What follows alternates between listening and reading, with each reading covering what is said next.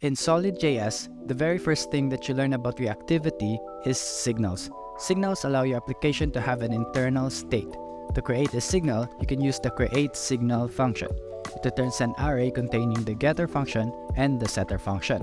Whenever you access the getter function, the accessor automatically adds the getter as its dependency, meaning it will run again whenever the state changes. Calling the setter function allows you to update the state and consequently rerun all dependents. Whenever a setter is called, the signal only updates if the new value is not equal to the old value. If you want to modify this behavior, you can set equals to false on the options. This will make the signal update whenever a setter is called. For further configuration, you can provide your own equality checker by passing a function that returns a boolean and accepts the old value and the new value as input. If you want something to happen whenever a state changes, you can use createEffect. To use createEffect, pass a function inside it that references a signal. Now whenever the signal changes, the function passed will be run.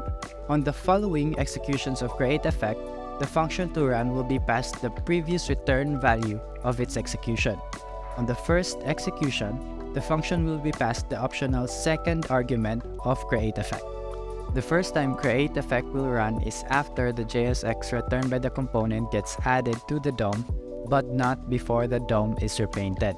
The side effects can be cleaned up by providing an onCleanup function inside the createEffect. Effects by design are made for side effects that only reads the state and does not write to it. That means do not do setState inside the createEffect. If you want to update the state whenever something changes, use createMemo instead. If you want to have a value that is calculated based on a signal, you can declare a function that performs a calculation and returns the calculated value. You can then call the function wherever you want. This is called a derived signal. The downside to doing this is every time you call the function, the calculation gets repeated each and every time. So instead of doing that, we will use createMemo. createMemo provides a way for you to save a calculation and only recalculate whenever the dependencies change. This means less calculation time for your application. Same with createSignal, if the calculated value is equal to the previous value, even if the dependencies change, the derived signal will not update. You can also modify this behavior by providing the equals option, same with createSignal. createResource. This is one of my favorite functions in SolidJS. This is where you do your fetching.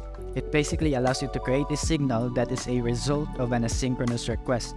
It returns an array with a getter and an object with mutate and refetch. It has two forms, one that only accepts the asynchronous function that returns the wanted signal, and another that accepts an async function and a source signal that gets passed to the async function when executed. When the second form is used, the async function gets called whenever the source signal changes. Mutate is basically the same as a setter and is used the same way as well. Refetch allows you to re-execute the async function, and you can pass additional information to it as well. The getter works like a normal getter as well, but has some additional functionalities. You can tell if the asynchronous request has not finished yet with the loading property. You can tell if the request had some errors with the error property. You can also get the last return value using the latest property.